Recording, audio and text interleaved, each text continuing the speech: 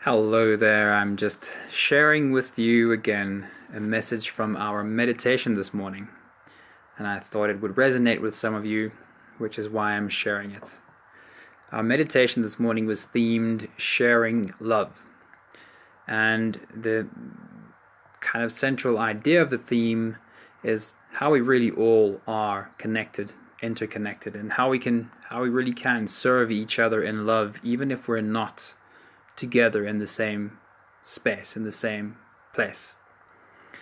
And it had me think again about the term Ubuntu and what Ubuntu means. And if you are South African, if you live in South Africa, you might have an idea of what Ubuntu means. It's a word that comes from here, and I'm hearing so many more people around the world using the term because it has such a beautiful meaning. It means something like togetherness. So as far as I understand it, it doesn't have like a direct translation, but it is like a philosophy, it's a belief, and means something along the lines of, I am because we are. I exist because we all do. Hi, Tamara, I see you popping in there. Good to see you. And I like to extend it a little bit further to, I only win if we all win. I believe that Ubuntu means that too. I only win if we all win. I only reach my full potential if you do too, which was the theme of this morning's meditation. And it does extend a bit further than that, does it not? For instance, I'll see if I can show this to you. Outside my window here is a tree, a couple of them actually. And that tree out there was very much without leaves until very recently, and now it's starting to become green again. And if I think of the term Ubuntu, this togetherness, I am because we are, and I only win if we all win. How's it, Derek? Good to see you pop in. The togetherness grows or spreads further than just humans. If I look at the tree outside there, I have to ask myself the question, what would I be without that tree? And the truth is, the oxygen I inhale was not manufactured by me. My lungs are only half of the equation. That tree out there, and trees in general, they're the other half. It's almost like thinking half my lungs are inside of me, and the other half of my lungs, the side that produces the oxygen, is out there. And I have to kind of see that there's a togetherness on this planet that stretches a lot further than just humans. And how about the microbes in the soil? That tree, it takes a lot, and it takes a big community to keep that tree healthy. There are microbes in the soil that I don't even see, that I walk over, and which we kill with all of the pesticides and stuff that we use. So does it sound a bit hippie?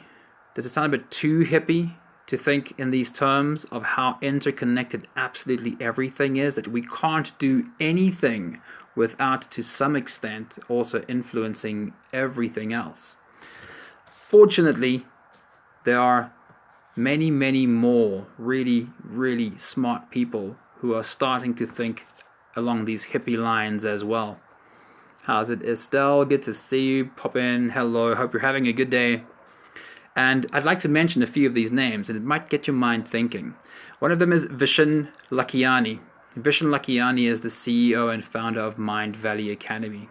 And I love when he explains, or in his words, in his view of the world, he says there are two types of companies. You get humanity plus companies, and you get humanity minus companies. In a humanity plus company, humans are put before profit. We can run a business, we can generate profit, but only if we don't damage humans in the process. And then there are humanity minus companies who put profit before humans, who say that profit is number one, and if we do damage to humans, well, that's a byproduct we're willing to accept. And his message is that we need to become better at supporting humanity plus companies and withdrawing our support from humanity minus companies. And I like that philosophy quite a lot. Another one I'd like to share with you is Jeremy Rifkin. He is the author of The Third Industrial Revolution, and he's an energy consultant to major world governments. And he explains his thinking as what he sees happening in the world is that humans are growing more and more of a biosphere consciousness. And in dealing with the governments that he deals with, he's seeing that even on government level, there's more of a biosphere consciousness happening.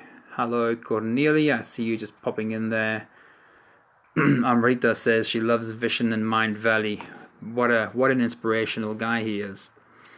But what he means by biosphere consciousness is that countries are realizing that the borders of our countries are not the borders of the biosphere.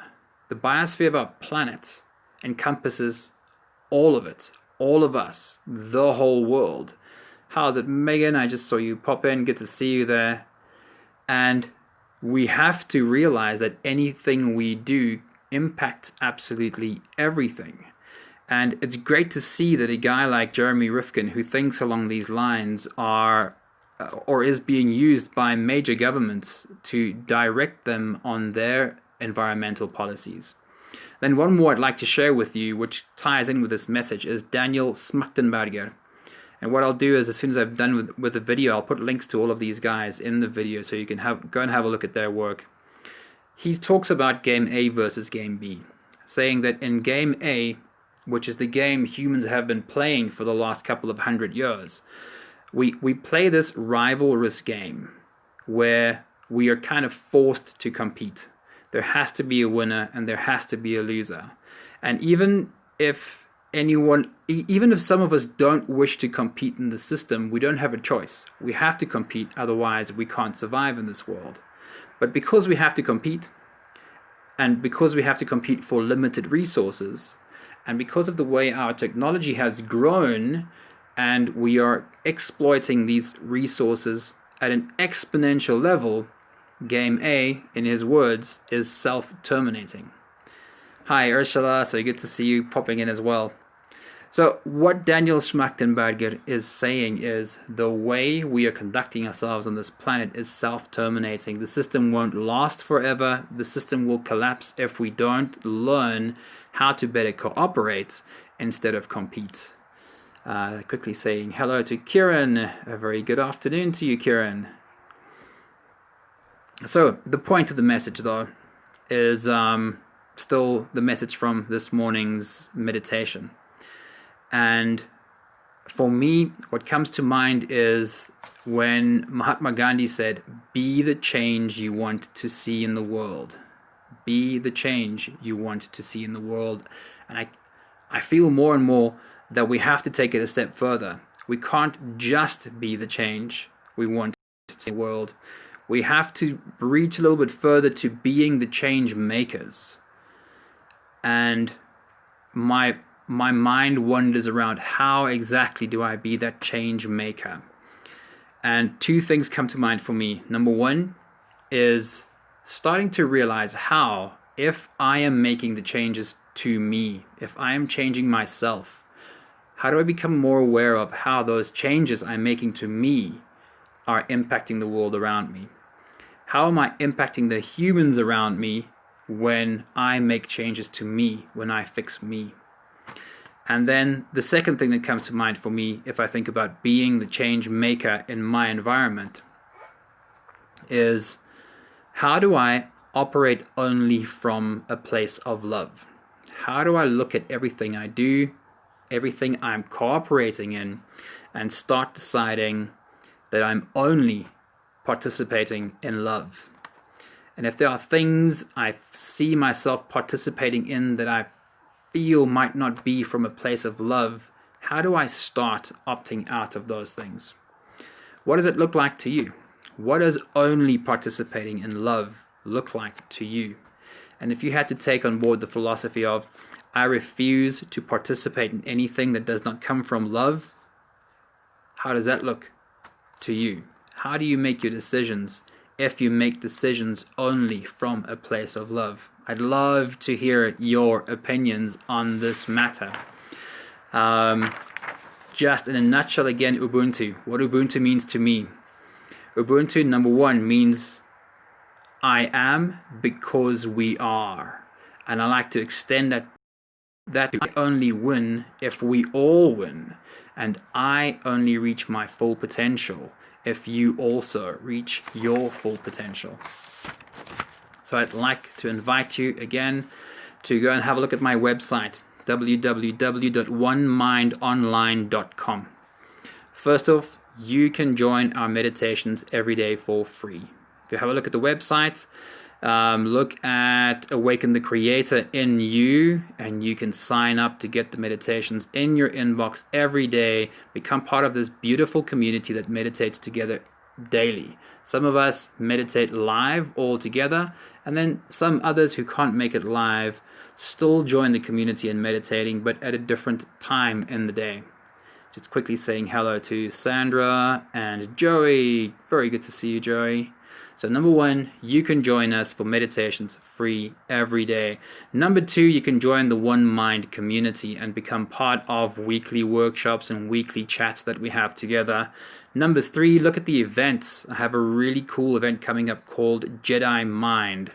And Jedi Mind is a 4-week program in which I teach you how to hack your nervous system in order to beat stress, in order to become more focused, and also really boost your immune system by hacking your nervous system.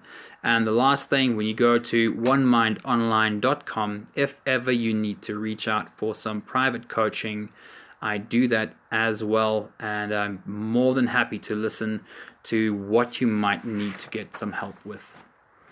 Always cool chatting to you guys. Those of you who meditate with me every day, just quickly saying hello to Kirtan Pillay. I hope that I'm pronouncing your name correctly, Kirtan. Let me know if I got it wrong. Those of you who meditate with me every day, tomorrow morning, 7 a.m. South African time, I will be there for you again. Have a great afternoon and see you guys soon. Ciao, ciao.